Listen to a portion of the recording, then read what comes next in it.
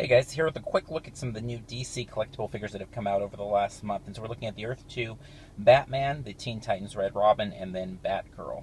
And so picked these up over the last few weeks at some few conventions we've been hitting, and wanted to take a quick look at them. And so gotten a little bit behind on the series. Hopefully you've taken a look at some of our videos in the past to kind of check these out, but still a fan of them. Improved paint applications, it seems, across the board, and these are some issues with a lot of the Earth 2 figures. I would say starting out with the Earth 2 Batman, fun figure. Obviously it's a cool design, or at least I think it's a cool design. One big problem with him is it's really built on some stiff ankles here. It doesn't have the ankle rockers. And so in looking at the ankles, they do pivot up and down, but a little bit of difficulty kind of getting it to pose in general with the cape. And so it kind of becomes a thing where you have to compromise sometimes the position of the display in order to get him to stand. And his cape kind of works a bit of a tripod fashion, and so that's good. The sculpt itself is really cool all the way around. Paint app's pretty good, I would say. One thing in looking at the lips there, they're a bit... I don't know, just the coloration of them is a bit odd, and so that kind of struck me as weird. And it's almost as if he's wearing kind of a really bright lip balm or something, or a bit of a lipstick there. But besides that, fun figure, cool one set. It's just one of being careful with the display and all that. I think the highlight of these three for me is the Red Robin. And so the Red Robin also suffers a little bit from the stance, again, with the same type of ankles there, a little bit stiff all the way around. That's what I'd say. One thing that several of the DC collectible figures you have to be aware of is they don't have the ab crunch, and in general, a lot of their articulation is pretty tight, which can be nice. And again, a lot of what I'm doing is just kind of putting them in a one-time display and leaving them there for a good while. But sometimes that does compromise some of what they're actually able to do.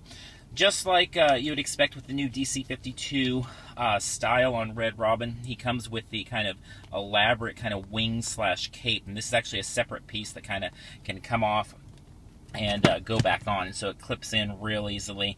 Again, similar to Batman, with the cape on, he's a bit difficult to stand at times, and one of the difficulties there with this guy, though, is his cape can't work as a tripod, so at least the weight of the Batman cape can kind of be offset in that kind of tripod stance, whereas him, the cape doesn't go down far enough, and so as a result, he's kind of a leaning figure as well. But he has a great look. A little bit odd in terms of the hands. He doesn't come with any other additional accessories, but the hands look like they're supposed to, and so he might be borrowing a Batarang down the line or something like that in some of the displays. And then in a similar vein of the hands, the Batgirl figure looks really awesome. Love the color. Love the contrast of the color. She, again, has a little bit of the same problem with the ankles and the overall stance and the costume and stuff. Again, like Red Robin, her cape does not reach the ground the way Batman does, so it can't work that way. The hair is really sculpted well there in terms of the way it flows and doesn't kind of get in the way too much of the head turn, and so we're able to kind of get her some decent poses there. The hair is very flexible, so it can go over the hair. It doesn't kind of get stuck 2/3 of the way around like some. Really love, though, the way that she looks all the way around. But a really odd thing is, if you look at the hands, they really don't have much of a chance to hold her grappling gun that comes with.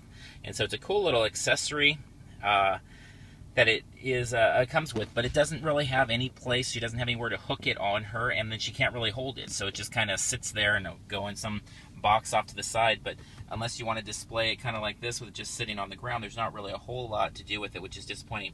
I'm not sure if there are some figures where the hands are more flexible, because in trying to bend her hand to get it to fit in there, it was getting to the point where it seemed like it might do some permanent damage there.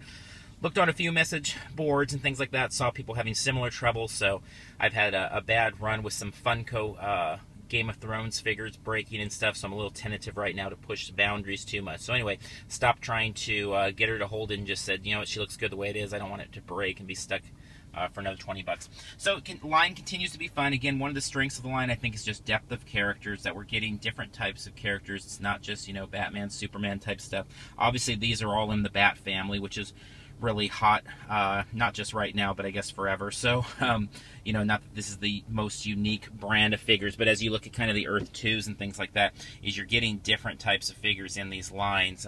Also with the Teen Titans, it's the thing I love the most, and one of the things that can always win me the most on a line is getting a good assortment of figures out there, so you can build better displays and better selections of characters. So Still a fun series. Definitely improvements on the paint apps. Some troubles with kind of their stances and their, like I said, the accessories. Not really seen that yet with what the Batgirl problem is there yet in this line, but it's something to be aware of. So maybe you'll have better luck out there. So until next time, we'll see you in line somewhere.